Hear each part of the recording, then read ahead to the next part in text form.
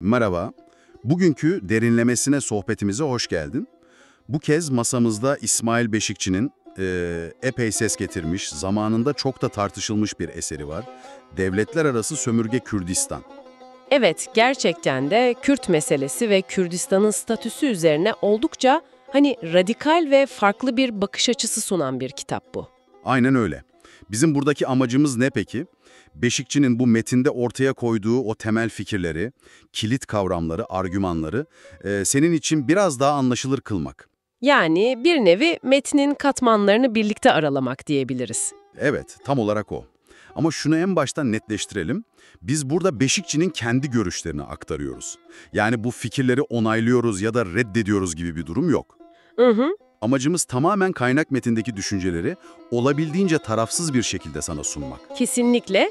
Zaten Beşikçi'nin analizinin tam merkezinde kendi geliştirdiği bir kavram yatıyor. Devletler arası sömürge. Evet, Bu, onun Kürdistan'ın durumunu tanımlamak için kullandığı anahtar terim aslında. Ona göre Kürdistan, bizim bildiğimiz o klasik sömürge modellerinden çok daha farklı, kendine özgü, hatta daha karmaşık bir yapısı var. işte burası gerçekten ilginçleşiyor.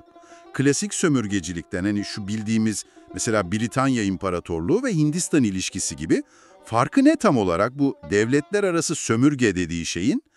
Beşikçi neyi vurgulamak istiyor burada? Beşikçi'nin analizindeki belki de en çarpıcı noktalardan biri bu. Klasik modelde ne var? Tek bir sömürgeci güç, yani metropol var, değil mi? Hı hı. Ve ona bağlı belirli bir hukuki statüsü olan, adı konmuş bir bölge var, sömürgede olsa. Evet, Beşikçi ise diyor ki, Kürdistan 1. Dünya Savaşı sonrası Türkiye, İran, Irak ve Suriye arasında bölünüp paylaşılmış. Yani ortada tek bir metropol yok. anladım. 4 farklı devlet. Aynen. 4 farklı egemen devlet var ve Beşikçi'ye göre her biri kendi kontrol ettiği o parçada benzer, hatta ortak sömürgeci politikalar izliyor. Peki bu durumun yarattığı asıl sonuç ne Beşikçi'ye göre? Yani sadece toprakların bölünmüş olması mı mesele? Bundan çok daha derin bir anlamı var onun için. Beşikçi'nin asıl altını çizdiği şey bu bölünmüşlüğün Kürdistan'ın siyasal ve hukuki kimliğini tamamen ortadan kaldırdığı.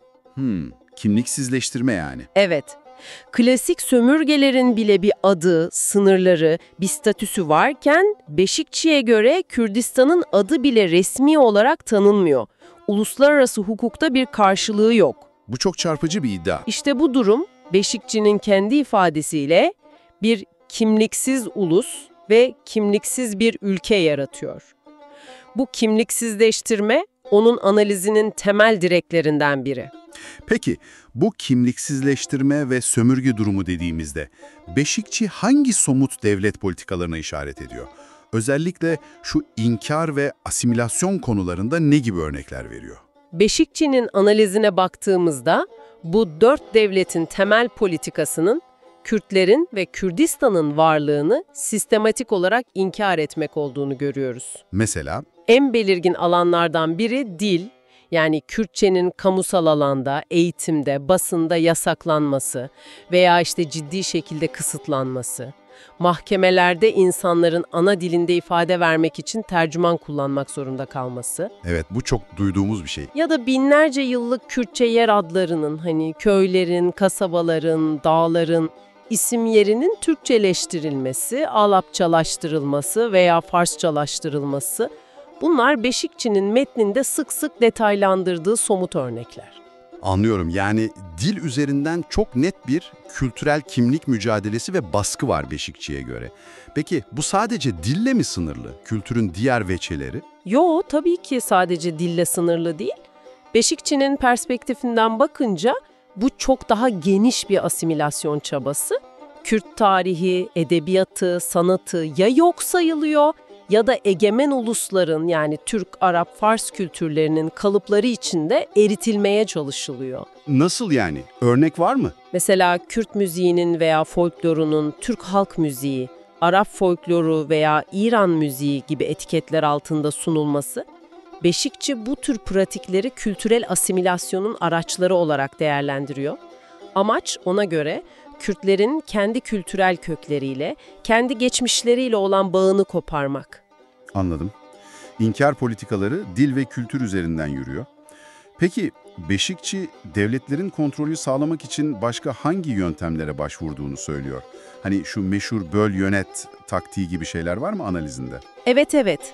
Böl yönet stratejisi Beşikçi'nin analizinde çok önemli bir yer tutuyor.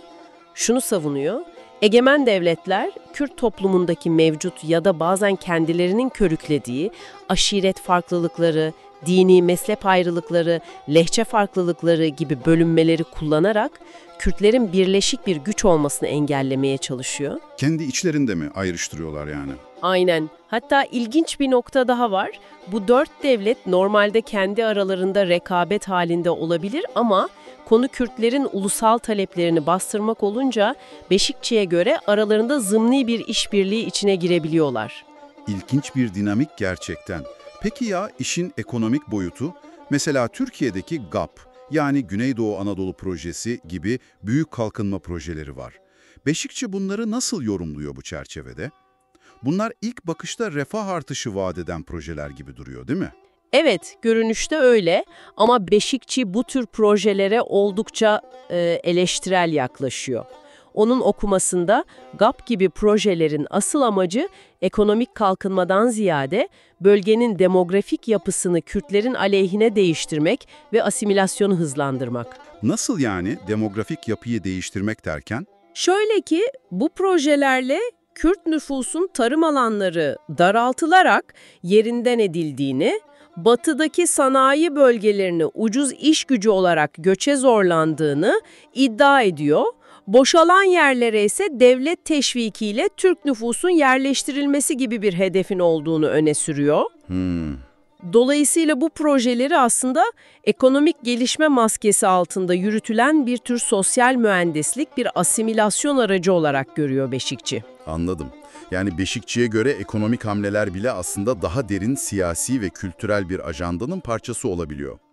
Peki Türkiye özelinde devam edersek, yasal ve anayasal çerçevenin bu inkar ve asimilasyon politikalarındaki rolü nedir Beşikçi'nin gözünde? Beşikçi, özellikle 1982 Anayasasını ve ona bağlı olarak çıkarılan temel yasaları yani Dernekler Kanunu, Siyasi Partiler Kanunu, Basın Kanunu gibi metinleri mercek altına alıyor. Ne buluyor peki o metinlerde? Bu yasalardaki Türk milleti, Türk vatandaşlığı gibi tanımların ve resmi dilin Türkçe olduğunun anayasal düzeyde bu kadar kesin bir şekilde belirtilmesinin Kürtlerin kolektif varlığını ve kimliğini yasal olarak inkar ettiğini savunuyor. Yani yasa eliyle bir yok sayma durumu. Aynen.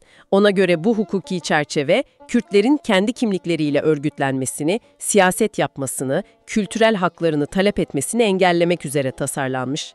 Ve bu durum, İnkar politikalarına bir tür meşruiyet zemini sağlıyor. Bu noktaya kadar daha çok kimlik, kültür, hukuksal statü gibi konular üzerinden gittik ama Beşikçi'nin analizinde çok daha sert bir boyut var değil mi? Şiddet ve hatta devlet terörü olarak adlandırdığı uygulamalar. Bu kavramla neyi kastediyor tam olarak? Evet, Beşikçi, egemen devletlerin Kürtlere yönelik politikalarının sadece kültürel baskı ya da hukuki engellerle sınırlı kalmadığını, aynı zamanda yaygın ve sistematik fiziksel şiddet içerdiğini iddia ediyor. İşte bu durumu devlet terörü olarak kavramsallaştırıyor. Peki örnek olarak neler gösteriyor bu devlet terörüne? Kitapta mesela 1971 Diyarbakır davası gibi toplu yargılamalar, sıkı yönetim uygulamaları, yaygın tutuklamalar, gözaltında kayıplar, işkence iddiaları, faili meçhul cinayetler, köylerin yakılıp boşaltılması, zorunlu göç, sürgünler, bütün bu pratikleri bu kavramın örnekleri olarak sunuyor. Oldukça ağır iddialar. Evet ve Beşikçi'ye göre bu şiddetin temel amacı Kürt toplumunda bir korku ve yılgınlık atmosferi yaratarak her türlü direniş potansiyelini daha baştan ezmek. Bu şiddet sarmalında Halepçe katliamının Beşikçi'nin anlatısında özel bir yeri olduğunu görüyoruz sanki. Neden bu kadar önemli onun için Halepçe? Evet, Mart 1988'de Irak'taki Baas rejiminin Halepçe kasabasında sivil Kürt nüfusa karşı kimyasal silahlarla yaptığı o korkunç saldırı, Beşikçi için devlet terörünün ulaştığı zirve noktalarından biri. Binlerce sivilin öldüğü bir olaydı değil mi? Aynen. Binlerce insanın anında hayatını kaybettiği bu olayın kullanılan silahın niteliği yani kimyasal silah olması ve hedefinin doğrudan sivil halk olması açısından bir dönüm noktası olduğunu düşünüyor Beşikçi. Uluslararası tepki nasıldı peki? İşte Beşikçi'nin bir diğer vurgusu da o. Bu katliama uluslararası tepkinin ne kadar cılız kaldığını, bunun da Kürtlerin uluslararası sistemdeki sahipsizliğini ve çifte standardı gösterdiğini savunuyor. Beşikçi bu tür yoğun ve sürekli şiddetin sadece fiziksel değil aynı zamanda derin psikolojik etkileri olduğunu da vurguluyor sanırım. Hatta bu noktada sömürgecilik üzerine çalışan Frantz Fanon'a göndermeler yapıyor. Bu bağlantıyı biraz açabilir miyiz? Kesinlikle Beşikçi, Fanon'un sömürgeciliğin sömürülen halklar üzerindeki o psikolojik yıkımına dair analizlerinden oldukça faydalanıyor. Nasıl bir yıkım bu? Yani diyor ki sürekli baskı altında yaşamak, aşağılanmak, kimliğinin inkar edilmesi ve fiziksel şiddete maruz kalmak sadece bedende yaralar açmaz, aynı zamanda toplumun ruh sağlığına da derinden yaralar. Bu durum, güvensizlik, kendine yabancılaşma, içe kapanma, hatta bazen ironik bir şekilde sömürgeciye benzeme gibi karmaşık psikolojik sonuçlar doğurabilir. Yani şiddet, Beşikçi'nin analizinde sadece bedeni değil, aynı zamanda ruhu ve benlik algısını da hedef alıyor. Şimdiye kadar hep devletlerin politikalarına odaklandık gibi oldu. Peki Beşikçi Kürt toplumunun kendi iç dinamiklerine nasıl bakıyor? Mesela egemen sınıflar diye tanımladığı kesimlerin rolü hakkında ne düşünüyor? Bu da Beşikçi'nin analizinin önemli ve tabii ki tartışmalı yönlerinden biri. Kürt toplumu içindeki ağalar, şeyhler, aşiret reisleri gibi geleneksel güç odaklarını, yani kendi deyimiyle Kürt egemen sınıflarını eleştiriyor. Ne açıdan eleştiriyor? Bu kesimlerin kendi yerel iktidarlarını ve çıkarlarını korumak adına zaman zaman egemen devletlerle işbirliği yapabildiğini söylüyor. Hatta bu işbirliğinin Kürt ulusal hareketinin gelişimini engellediğini veya en azından zayıflattığını savunuyor. Yani Beşikçi'ye göre bu geleneksel yapılar modern bir ulusal bilinç ve mücadelenin önünde bir tür engel mi oluşturuyor? Aynen öyle ifade ediyor. Toprak ağalığına dayalı ilişkilerin, aşiret sadakati gibi feodal veya yarı feodal olarak tanımladığı yapıların varlığının, bireysel haklar ve ulusal kimlik temelinde modern bir siyasal bilincin gelişmesini zorlaştırdığını düşünüyor. Neden zorlaştırıyor peki? Çünkü bu yapılar toplumsal bağları daha çok yerel ve geleneksel aidiyetler, aşiret, aile, din gibi üzerinden kuruyor. Bu da daha geniş, ulusal bir birliğin oluşmasını yavaşlatan bir faktör olarak karşımıza çıkıyor Beşikçi'nin analizinde. Peki ya Kürt aydınları ve siyasi örgütleri, onlara yönelik bir değerlendirmesi var mı Beşikçi'nin? Eleştiriler veya beklentiler dile getiriyor mu? Evet, eleştirilerini sadece geleneksel sınıflara değil, Kürt aydınlarına ve örgütlerine de yöneltiyor. Özellikle Kürt sorununun temelini oluşturan o sömürge statüsünün yeterince açık ve cesur bir şekilde dile getirilmediğini düşünüyor. Kimleri eleştiriyor daha çok? Bazı Kürt aydınlarını ve örgütlerini, özellikle de Türk soluyla yakın ilişki içinde olanları eleştiriyor. Onları Kürt sorununu daha genel sınıf mücadeleleri veya demokrasi talepleri içinde eritmeye çalışmakla suçluyor. Yani ulusal kimlik ve kendi kaderlerini tayin hakkı gibi temel meseleleri geri plana atmakla eleştiriyor. Anladım. Kürt entelektüelisyasından daha net bir ulusal duruş bekliyor yani. Kesinlikle daha net bir ulusal duruş ve sorunun adını doğru koyma beklentisi var. Konuyu biraz daha geniş bir çerçeveye oturtalım istersen.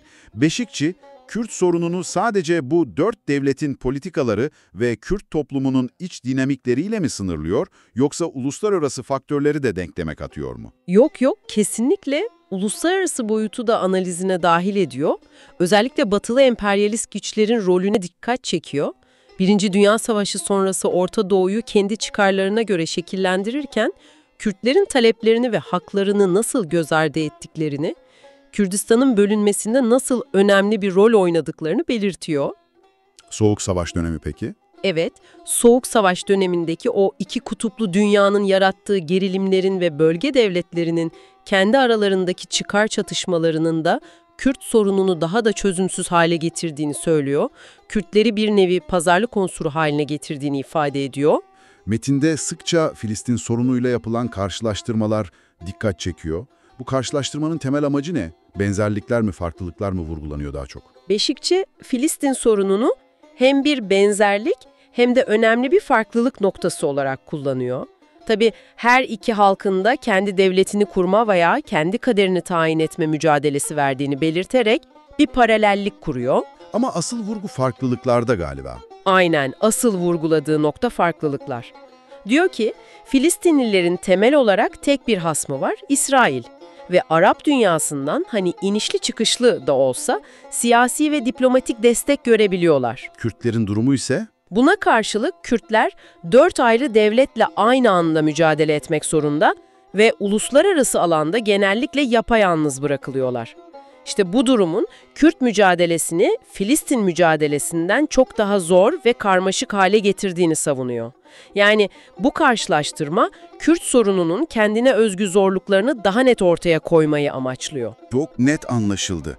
Bir başka çarpıcı karşılaştırmada Bulgaristan'daki Türk azınlığa yönelik asimilasyon politikalarıyla ilgili. Beşikçi bu konuya neden bu kadar sık vurgu yapıyor? Bu karşılaştırmada Beşikçi'nin argümanlarını güçlendirmek için kullandığı önemli bir retorik araç aslında. 1980'li yıllarda Bulgaristan'daki Zhivkov rejiminin Türklere yönelik o zorunlu isim değiştirme, Türkçe konuşma yasağı gibi asimilasyon politikalarını hatırlatıyor. Evet, o dönem Türkiye çok tepki göstermişti. Tam da onu söylüyor Beşikçi. O dönemde Türkiye'nin bu politikalara çok sert tepki gösterdiğini, uluslararası platformlarda Bulgaristan'ı kınadığını belirtiyor. Ve diyor ki bu tepki haklıydı ama aynı Türkiye kendi sınırları içindeki Kürtlere yönelik benzer inkar ve asimilasyon politikaları uygularken çifte standartlı davranıyor. Anladım, bir tutarsızlığa işaret ediyor yani. Evet, bu karşılaştırmayla devletlerin azınlık hakları konusundaki tutarsızlıklarını ve kendi politikalarını meşrulaştırmak için kullandıkları söylemlerin çelişkilerini göstermeye çalışıyor. Gerçekten de çok katmanlı, oldukça provokatif ve kapsamlı bir analiz sunuyor Beşikçi.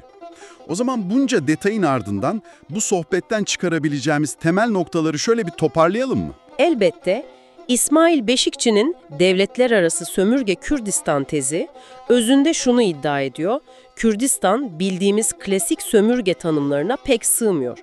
4 egemen devlet tarafından bölünmüş, siyasi kimliği yok sayılmış, diline, kültürüne ve varlığına yönelik sistematik bir inkar, asimilasyon ve hatta devlet şiddeti politikasına maruz kalan kendine özgü bir vaka. Ve bu durum sadece bir baskı rejimi değil, aynı zamanda bir kimliksizleştirme projesi, öyle mi? Aynen.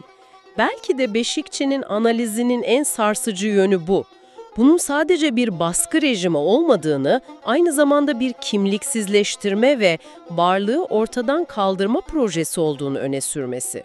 Aynı zamanda sorunun sadece dışsal baskılardan ibaret olmadığını da görüyoruz. Kürt toplumunun kendi içindeki geleneksel yapılar, hani o egemen sınıflar dediği kesimlerin tutumu gibi iç dinamikler ve tabii uluslararası güç dengeleri de bu karmaşık denklemi etkiliyor. Kesinlikle ve yaptığı o karşılaştırmalarla da Filistin örneği, Bulgaristan örneği gibi Kürt sorununun kendine özgü niteliğini ve barındırdığı zorlukları vurguluyor. Evet. Yani Beşikçi'nin bu eseri yayınlandığı andan itibaren Kürt meselesine dair yerleşik analizlere ciddi bir meydan okuma getirmiş, radikal bir perspektif sunmuş ve yepyeni bir tartışma alanı açmıştır diyebiliriz. İddialarının keskinliği, ortaya koyduğu o kavramsal çerçeve, onu bugün bile üzerinde düşünülmesi, tartışılması gereken temel metinlerden biri yapıyor. Bu derinlemesine ve gerçekten ufuk açıcı sohbet için çok teşekkürler. Ben teşekkür ederim. Dinlediğin için sana da çok teşekkürler. Bu sohbeti bitirirken zihninde bir soruyla seni baş başa bırakmak istiyoruz. İsmail Beşikçi'nin onlarca yıl önce formüle ettiği bu devletler arası sömürge tezi ve kimlik inkarı analizleri, acaba günümüz dünyasında karşılaştığımız benzer bölünmüşlükleri, statüsü tanınmayan halkların durumunu veya farklı coğrafyalardaki kimlik mücadelelerini anlamak ve yorumlamak için bize nasıl bir düşünsel mercek sunabilir? Evet, bu önemli bir soru. Bu sorunun cevabını sana bırakıyoruz. Bir sonraki keşfimizde buluşmak üzere.